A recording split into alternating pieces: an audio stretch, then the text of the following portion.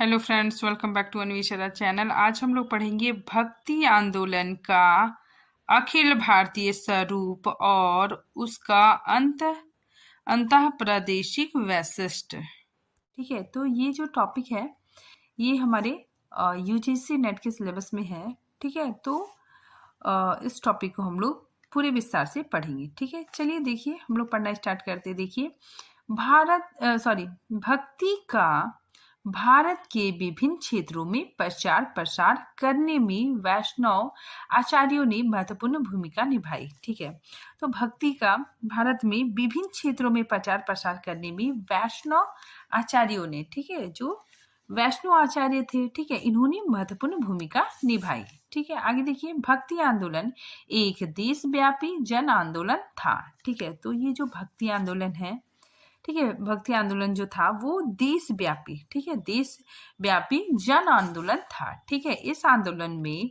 हिंदू और मुस्लिम धर्म पारस्परिक कटुता एवं संघर्ष को कम करने का प्रयास किया गया। ठीक है, तो इस आंदोलन में जो हिंदू और मुसलमान धर्म के बीच जो आपसी कटुता थी, ठीक है, उनके बीच जो संघर्ष था उसको कम करने का प्रयास किया गया है। आगे देखिए, मध्यकालीन भक्ति आंदोलन पर सर्वाधिक प्रभाव वैष्णव धर्म का दिखाई पड़ता है। ठीक है, तो जो मध्यकालीन भक्ति आंदोलन है, ठीक है, उसमें सर्वाधिक प्रभाव वैष्णव धर्म का दिखाई पड़ता है। ठीक है, यह सबसे अधिक उदार और समन्वयशील दिखाई देता है। ठीक है, तो ये जो भक्ति आंदोलन में जो वैष्णव धर्म है, ठीक है, इसमें क्या होता है कि इसमें मतलब सबसे अधिक उदार और मतलब समन्वयशील मतलब सहयोगी की भावना दिखाई देती है। ठीक है, अब देखिए, जो अलवार भक्त थे वे वैष्णव कहलाए। ठीक है, वे मतलब अलवार भक्त वैष्णव थे। ठीक है, और ये 7वीं से 8वीं शताब्दी में हुए। ठीक है, फिर देखिए, नयनार कौन थे? जो शिव के उपासक थे। ठीक है, जो शिव की पूजा करते थे वो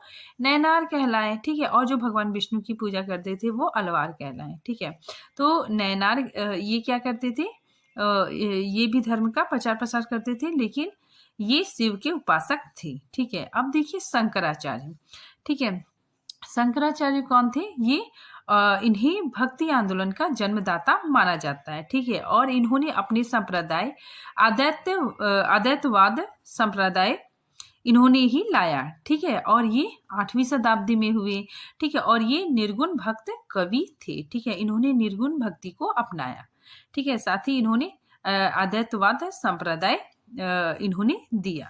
अब देखिए, शंकराचार्य की प्रतिक्रिया में 4 बड़े आचार आते हैं। ठीक है, तो शंकराचार्य के प्रतिक्रिया में 4 बड़े आचार्य आते हैं। ठीक है, कौन कौन है? देखिए, रामानुजाचार्य, ठीक है, नीमकाचार्य, ठीक है, उसके बाद फिर माधवाचार्य और वल्लभाचार्य। ठीक है, ये जो भक्त कवि थे, ठीक है, ये इन्होंने सगुण भक्ति को अपनाया। ठीक है, और जो रामानुजाचार्य है ये मतलब श्री राम को मानते थे। ठीक है, श्री राम की आराधना करते थे। ठीक है, और ये जो तीनों संत थे, ठीक है, ये श्री कृष्ण को अपना आराध्य मानते थे। ठीक है, फिर देखिए शंकराचार्य का जन्म दक्षिण भारत में हुआ। ठीक है, और इन्होंने अद्वैतवाद संप्रदाय की स्थापना इन्होंने की। ठीक है, और अद्वैतवाद में क्या है? अद्वैतवाद का मतलब क्या होता है? देखिए, इन्होंने ब्रह्म सत्य है। ठीक है, ये मानते हैं कि ब्रह्म सत्य है। ठीक है, और जगत मिथ्या है। ठीक है, शंकराचार्य के यहाँ मायावाद भी सामने आता है। ठीक है, जिसमें इन्होंने परमात्मा को ही सत्य माना है। ठीक है, तो शंकराचार्य जी जो अद्वैतवाद संप्रदाय की स्थापना करते हैं, ठीक है, इनका मानना है कि परमात्मा ही सत्य है। ठीक है, अद्वैतवाद का मतलब क्या हो गया कि परमात्मा ही सब कुछ है। ठीक है, भगवान को पूर्ण रूप से समर्पित हो जाना। ठीक है, भगवान के प्रति पूर्ण रूप से समर्पित हो जाना ही अद्वैतवाद कहलाता है। ठीक है, आगे देखिए, 9वीं शताब्दी में अद्वैतवाद का सिद्धांत ही इस आंदोलन का प्रमुख सिद्धांत था। ठीक है, तो 9वीं शताब्दी में अद्वैतवाद का जो सिद्धांत था, ठीक है, इस आंदोलन का प्रमुख सिद्धांत था। ठीक है, अद्वैतवाद सिद्धांत का पूरा प्रचार प्रसार हुआ। ठीक है, लोग इससे जुड़ते गए। आगे देखिए, उन्होंने दक्षिण भारत में इस मत का प्रबल प्रचार किया। ठीक है, तो शंकराचार्य का जन्म दक्षिण भारत में हुआ था। ठीक है, इसी वजह से, ठीक है, वहाँ वहाँ इनके मत का काफी ज्यादा प्रचार प्रसार हुआ। ठीक है, आगे देखिए, शंकराचार्य वर्ण व्यवस्था के कट्टर समर्थक थे। ठीक है, तो ये जो शंकराचार्य है, ठीक है, ये मतलब वर्ण व्यवस्था को मतलब इसका समर्थन करते थे। ठीक है, देखिए फिर हम लोग शंकराचार्य के बारे में जानते हैं कि मात्र 32 वर्ष की उम्र में पूरे भारत में अलग अलग दिशाओं में ये अपना पीठ स्थापित करते हैं। ठीक है, और पूरे भारत में इनका मत का प्रचार हो जाता है। ठीक है, और शंकराचार्य जी ने वैदिक धर्म पुनः प्रतिष्ठापित किया। ठीक है, ये निर्गुण भक्ति का मार्ग अपनाते हैं। ठीक है, तो शंकराचार्य जी ने अपने मत का काफी ज्यादा प्रचार प्रसार किया। ठीक है, साथ ही वैदिक धर्म को पुनः प्रतिष्ठापित किया। ठीक है, और ये निर्गुण भक्ति को अपनाते हैं। आगे देखिए, अन्य संप्रदाय और उनके आचार्य। ठीक है, देखिए अन्य संप्रदाय के बारे में हम लोग पढ़ते हैं। ठीक है, और इससे जो पहले मैंने वीडियो बनाया है, ठीक है, उसमें भी मैंने संप्रदाय के बारे में पूरे अच्छे से बताया है। ठीक है, कि किन किन आचार्यों ने क्या क्या संप्रदाय स्थापित किया। ठीक है, तो इसमें देख लीजिए कुछ अन्य संप्रदाय और उसके आचार्य। ठीक है, जैसे देखिए सखी संप्रदाय। ठीक है, काफी इंपॉर्टेंट है। सखी संप्रदाय किनका है? स्वामी हरिदास का। ठीक है, फिर देखिए राधा बल्लभी संप्रदाय। ठीक है, तो बल्लभी संप्रदाय किनका है? स्वामी हित हरिवंश का। ठीक है, फिर देखिए गौड़ी संप्रदाय। ठीक है, काफी इंपॉर्टेंट है। गौड़ी संप्रदाय किनका है? तो चैतन्य महाप्रभु। ठीक है, फिर देखिए अलवारों की परंपरा में रामानुजाचार्य, ठीक है, नीमकाचार्य और माधवाचार्य है। ठीक है, फिर देखिए जो रामानुजाचार्य है, ठीक है, ये भी वर्ण व्यवस्था के समर्थक थे। ठीक है, लेकिन जो निर्गुण भक्त आए, ठीक है, ज्ञानेश्वर, एकनाथ, नामदेव, तुकाराम, ठीक है, इन संतों ने वर्ण व्यवस्था का विरोध किया। ठीक है, फिर देखिए ये जो भक्त कवि थे, ठीक है, मतलब पूरे भारत में कहाँ कहाँ फैले हुए थे, ठीक है, उस चीज को हम लोग देखते हैं। ठीक है, देखिए सबसे पहले पूर्वी भारत में कौन कौन संत हुए, कौन कौन भक्त कवि हुए, देखिए जयदेव और चैतन्य महाप्रभु। ठीक है, असम में श्री भद्र शंकर देव। ठीक है, इन्होंने एक शरण संप्रदाय इन्हीं का है। ठीक है, फिर देखिए पंजाब में गुरु नानक हुए। ठीक है, फिर देखिए गुजरात में नरसिंह मेहता हुए। ठीक है, इन लोगों ने भक्ति आंदोलन का काफी ज्यादा प्रचार प्रसार किया। फिर देखिए उत्तर भारत में कौन कौन हुए? बल्लभाचार्य, ठीक है, स्वामी हरिदास, ठीक है, हित हरिवंश गोस्वामी। ठीक है, तो ये भक्त कवि हुए। ठीक है, फिर देखिए निर्गुण भक्त। ठीक है, निर्गुण भक्त में संत कवि कौन कौन आ गए? कबीर दास, रैदास, ठीक है, मलुक दास और दादू दयाल। ठीक है, और लाल दास भी। ठीक है, तो ये सब संत कवि थे। ठीक है, फिर देखिए सूफी काव्य में, ठीक है, सूफी काव्य में कौन कौन कवि आते हैं? जयसी, ठीक है, कुतुम्बन, मंझन, ठीक है, और शेख नबी। ठीक है, फिर देखिए सगुन भक्त कवि, ठीक है, जो राम की भक्ति करते थे। ठीक है, उसके अंतर्गत कौन कौन आ गए? रामानंद, तुलसीदास और अग्रदास। ठीक है, फिर कृष्ण भक्ति में हम लोग देखते हैं सूरदास, नंददास, ठीक है, कुंभन दास, मीराबाई, रसखान। ठीक है, तो ये लोग श्री कृष्ण की आराधना करते थे। ठीक है, श्री कृष्ण से संबंधित रचनाएं इन्होंने किए हैं। आगे देखिए भक्ति आंदोलन को दक्षिण भारत से उत्तर भारत लाने का श्रेय किनको जाता है? रामानंद जी को। ठीक है, ये बहुत इंपॉर्टेंट है, याद रखिएगा आप लोग कि भक्ति आंदोलन को दक्षिण भारत से उत्तर भारत लाने का श्रेय रामानंद को जाता है। ठीक है, अब देखिए हम लोग थोड़ा सा रामानंद के बारे में जान लेते हैं। ठीक है, तो रामानंद का जन्म कब हुआ था? 1368 ईस्वी में हुआ था। ठीक है, ये ब्राह्मण कुल में पैदा हुए थे। ठीक है, और इनके गुरु का नाम रामानुजाचार्य थे। ठीक है, मतलब रामानुजाचार्य के रामानंद शिष्य थे। ठीक है, देखिए रामानंद के 12 शिष्य थे। ठीक है, कौन कौन? देखिए अनंतानंद, ठीक है, सुखानंद, पीपा। ठीक है, ये काफी इंपॉर्टेंट है, पूछा जाता है कभी कभी कि पीपा, कबीर, धन्ना, ठीक है, रैदास, सेना, ठीक है, पद्मावती आदि रामानंद के शिष्य थे। ठीक है, फिर देखिए इन्होंने मूर्ति पूजा, ठीक है, तीर्थ यात्रा, वेदों का अध्ययन एवं उपासना के बाह्य साधनों की आलोचना की। ठीक है, तो रामानंद जी मूर्ति पूजा के विरोधी थे, ठीक है, तीर्थ यात्रा, वेदों का अध्ययन, ठीक है, बाह्य आडंबर, ठीक है, बाह्य साधनों की आलोचना करते थे, ठीक है, तथा अंत साधना, ठीक है, जो अंत साधना है, ठीक है, तो अंत साधना को महत्व देते थे, ठीक है। देखिए यहाँ पे रामानुजाचार्य है, ठीक है, इनके शिष्य कौन थे? रामानंद, ठीक है, और रामानंद के शिष्य कौन कौन थे?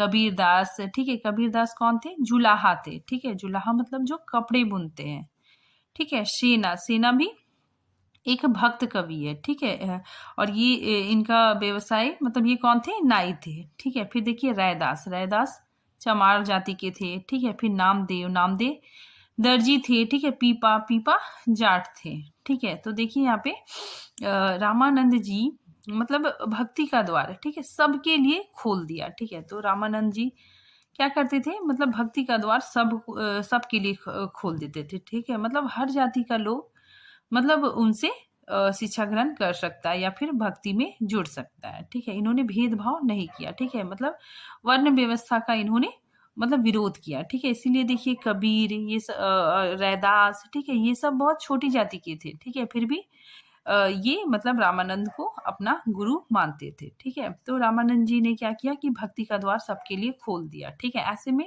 भक्ति का प्रचार प्रसार होता है, ठीक है। रामानंद ने भक्ति में किसी प्रकार का भेदभाव नहीं रखा, ठीक है।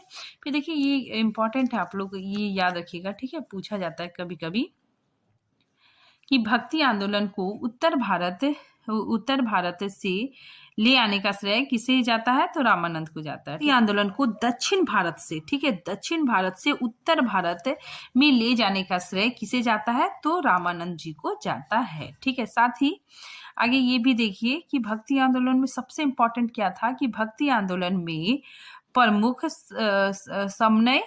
समन्वय भावना थी, ठीक है, मतलब लोगों में सहयोग की भावना थी, ठीक है, लोगों को एक दूसरे से जोड़ना था, ठीक है। तो भक्ति काल में प्रमुख समन्वयन भावना थी। आगे देखिए कबीरदास जी ने पाखंडों, ठीक है, रूढ़ियों का विरोध किया, ठीक है, और पाखंडों रूढ़ियों का विरोध करते हुए हिंदू मुस्लिम, ठीक है, हिंदू मुस्लिम संस्कृति को आपस में जोड़ने का काम किया, ठीक है। तो कबीरदास जी ने हिंदू मुस्लिम संस्कृति को आपस में जोड़ने का काम किया, ठीक है। साथ ही पाखंडों और रूढ़ियों का काफी ज्यादा विरोध किया, ठीक है। फिर देखिए अहंकार को त्याग कर, ठीक है, मतलब भक्ति आंदोलन में अहंकार को त्याग कर गुरु की महिमा को महत्व दिया गया, ठीक है। तो ये काफी इंपॉर्टेंट है कि भक्ति आंदोलन में गुरु की महिमा को महत्व दिया गया, ठीक है। अब हम लोग पढ़ते हैं, देखिए भक्ति आंदोलन का अंतः प्रादेशिक वैशिष्ट्य, ठीक है। अंतः प्रादेशिक वैशिष्ट्य मतलब क्या हो गया?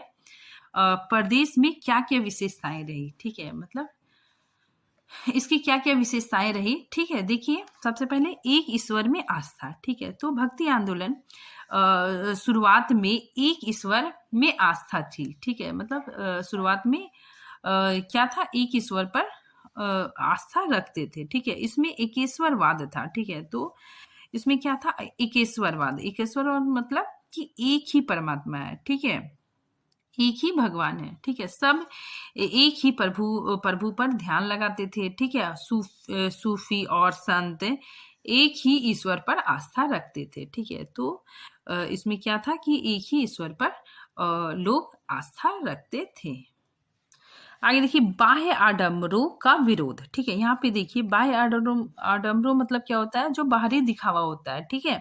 देखिए चूंकि आडंबर और रूढ़िवादिता बहुत अधिक थी, ठीक है, उस समय मतलब रूढ़िवादिता, आडंबर, ठीक है, बहुत ज्यादा था, ठीक है। पूजा पाठ के नाम पे दिखावा ये सब बहुत ज्यादा था, ठीक है। तो इसका विरोध होता जा रहा था, ठीक है। तो इसका विरोध मतलब बहुत ज्यादा हो रहा था, ठीक है।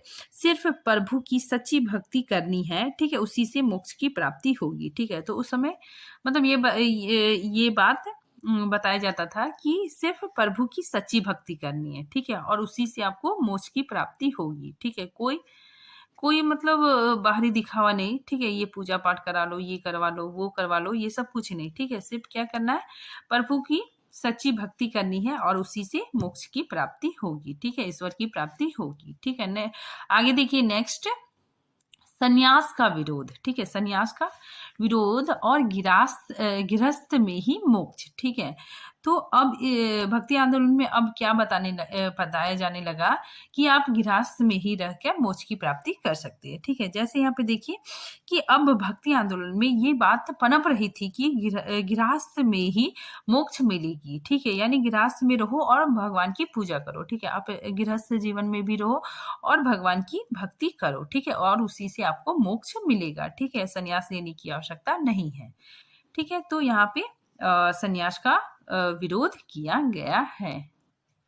आगे देखिए वर्ण व्यवस्था का विरोध। ठीक है, मतलब वर्ण व्यवस्था का विरोध मतलब क्या होता है कि सभी को एक समझना। ठीक है, मतलब कोई छोटा बड़ा नहीं है। ठीक है, सब एक समान है। ठीक है, तो इसमें क्या हुआ, भक्ति आंदोलन में वर्ण व्यवस्था का विरोध किया गया। ठीक है, इसमें देखिए इसमें कोई छोटा, ठीक है, कोई छोटा बड़ा नहीं है। ठीक है, सभी को एक समान एक मानकर चलना है। ठीक है, सभी में प्रेम सौहार्द की भावना रखेंगे। ठीक है, सभी क्या करेंगे, प्रेम सौहार्द की भावना रखेंगे। ठीक है, तभी हमें भगवान मिलेंगे। ठीक है, तो ऐसा कहा जाता था कि सभी से आप प्रेम या सौहार्द रखेंगे तो तभी आपको भगवान मिलेंगे। ठीक है, तो इसीलिए वर्ण व्यवस्था का विरोध किया गया। ठीक है, भक्ति आंदोलन में वर्ण व्यवस्था का विरोध किया गया। ठीक है, नेक्स्ट देखिए मानव सेवा पर बल।